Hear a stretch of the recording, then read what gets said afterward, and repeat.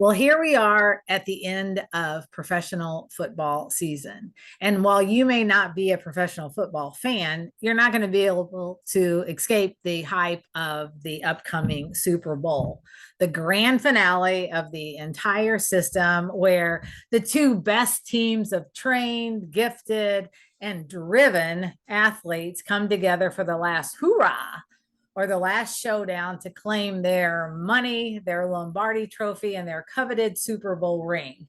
And while all three of those things are super cool, we know that the money will be gone fast. There's only one trophy that will go in the cabinet of the headquarters of the winning team.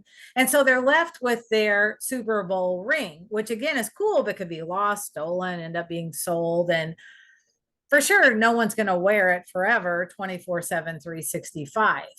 But the one thing that's intangible that every championship Super Bowl player gets is the bragging rights, the championship bragging rights that no one can ever take away from them. So, what does professional football have to do with professional liaisons? Well, I think there are a lot of similarities between championship football players and championship liaisons. And I just thought of four similarities that I would share with you today. Number one, both require an extraordinary amount of teamwork and collaboration. I mean, the fact of the matter is, no one wins alone. And while talent may win a game, teamwork wins championships. So, number two is a healthy sense of competitiveness with a sense of urgency. Both football and healthcare are in competitive environments. You know, in football, teams compete against other teams to win games and championships.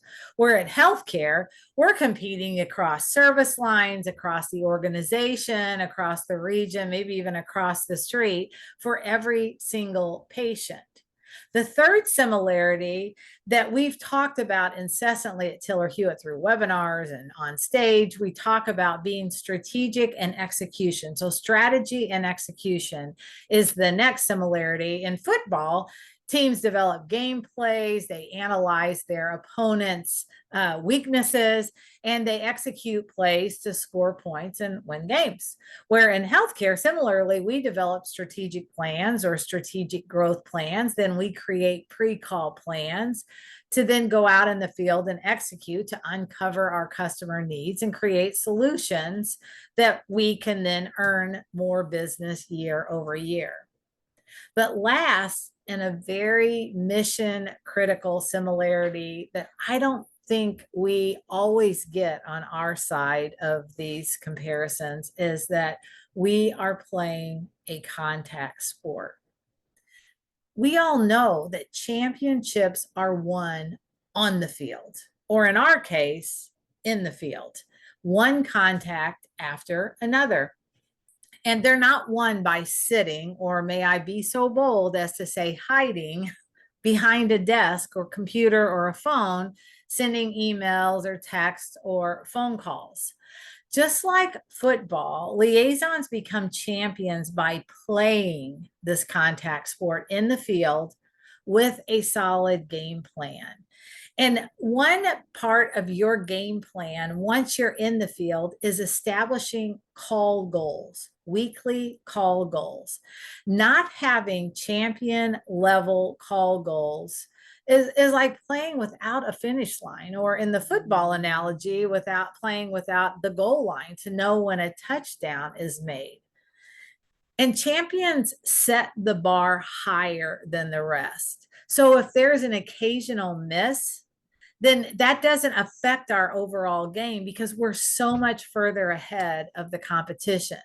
So just give you a little trade secret at Tiller-Hewitt, our weekly call goals for liaisons is 30 face-to-face calls on providers, which means a physician or an APP every single week.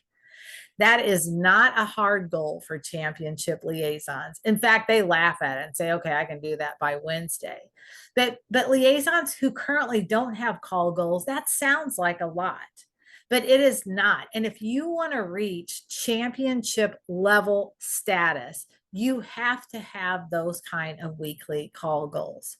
So I hope this helps position you for your championship level so that you, as our friend Buzz Lightyear says, you can take your bragging rights, your championship bragging rights to infinity and beyond. We'll see you next Friday.